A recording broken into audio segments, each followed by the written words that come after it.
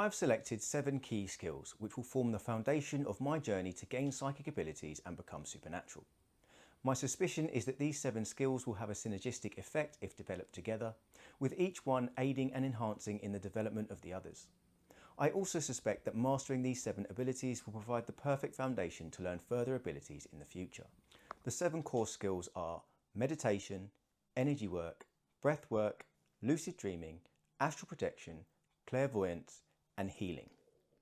Most people are familiar with the concept of meditation even if they've never attempted it, and its benefits have been proven by numerous scientific studies. Put simply, meditation is the practice of silencing your inner monologue and maintaining that silence. While it sounds incredibly simple, it does require discipline and practice to master. It is clear, both from my personal experience and from my research, that being proficient in meditation is absolutely essential for anyone attempting to become supernatural. In fact, I would go as far as to say that it underpins all of the other skills on my list.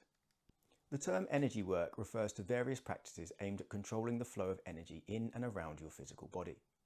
Acupuncture, Qigong and Reiki, for example, are all based on the idea that there is a non-physical or energetic component to the human body, and that by learning to manipulate your energy, you can learn to heal yourself and others.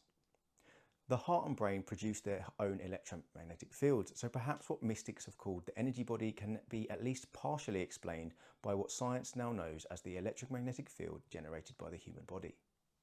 The term breathwork applies to a variety of conscious breathing exercises and techniques used to influence physical, mental and emotional states. There are several types of breathwork, and some, like pranayama, originate in ancient traditions like yoga and Chinese medicine, while others, like holotropic breathwork and Wim Hof breathing, have more modern origins. What they have in common is that they all rely on intentionally changing aspects of your breathing, such as the depth, rate or rhythm, to affect your mind and body.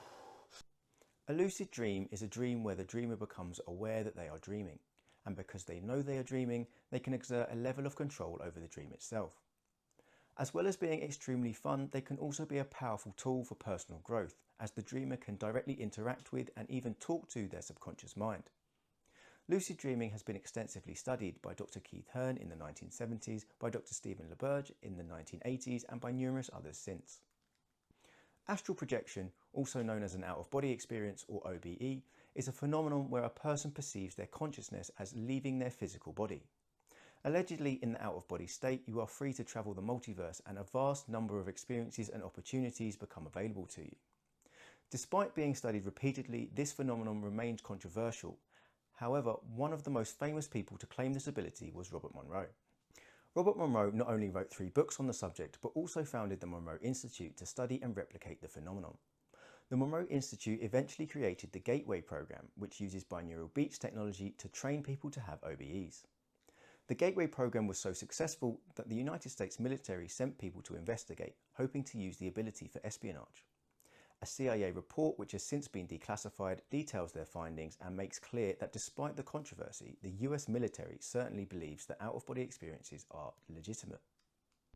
Clairvoyance, also known as extrasensory perception or as higher sense perception, is the ability to perceive things beyond the capability of the physical human senses, and includes things like seeing auras, remote viewing and precognition.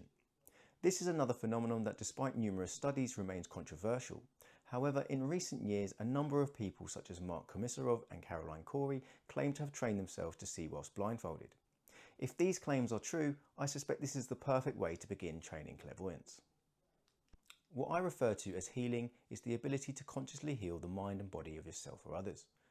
The human mind and body have a fantastic capacity for regeneration, and yet sometimes we still get sick or injured.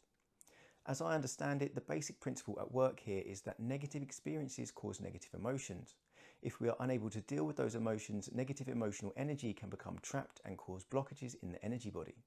Eventually, these blockages manifest in the physical body as disease or susceptibility to injury, and in the mind as negative behaviours.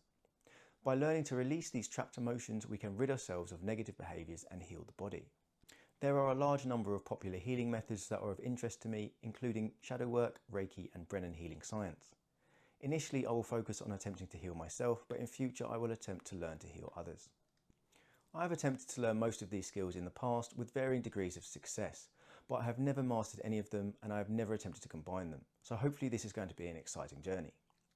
7 skills may seem like a lot to learn, but despite me listing them separately, there is a significant amount of overlap between the skills, so I'm hoping that it will be manageable with an hour to an hour and a half of daily practice.